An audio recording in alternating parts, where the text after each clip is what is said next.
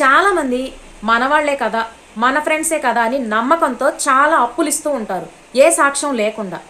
ఇలా మీరు ఏ సాక్ష్యం లేకుండా ఇవ్వటం వల్ల మీరు ఫ్రెండ్స్ అని నమ్మిన కొంతమంది మోసం చేయడానికి ప్రయత్నిస్తారు.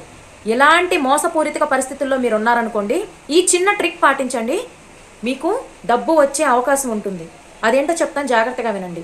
మీరు వాళ్ళ వాట్సాప్ నెంబర్ ఉంటుంది కదా, ఆ వాట్సాప్ నెంబర్లో ఇలా మెసేజ్ చేయండి, నేను ఈ టైంలో నీకు డబ్బులు ఇచ్చాను, మళ్ళీ ఎప్పుడు ఇస్తావు అని చెప్పి మెసేజ్ చేయండి. అప్పుడు వాళ్ళు రిటర్న్గా మీ వాట్సాప్లో అయితే ఏమనరు కదా, ఖచ్చితంగా చెప్తారు కదా ఏదో ఒక సమాధానం, ఇస్తాను, పలానా టైంలో ఇస్తాను అని ఏదో ఒకటి వాళ్ళు చెప్తారు కదా. అంటే ఏంటి, వాళ్ళు మీ దగ్గర డబ్బు తీసుకున్నట్టు వాళ్ళు ఒప్పుకున్నట్టే కదా. ఇది గుర్తుపెట్టుకోండి. దీన్ని స్క్రీన్ షాట్ తీసుకోండి, లేదా వాయిస్ మెసేజ్ రూపంలో మీరు పంపినా, వాళ్ళ వాయిస్ మెసేజ్ మీకు వచ్చినా దీన్ని కూడా సేవ్ చేసుకోండి. ఇలా ఉండటం వల్ల మీకు ఏ సాక్ష్యం లేకపోయినా లీగల్గా మీరు కేసు పెట్టుకోవడానికి కూడా అవకాశం ఉంటుంది.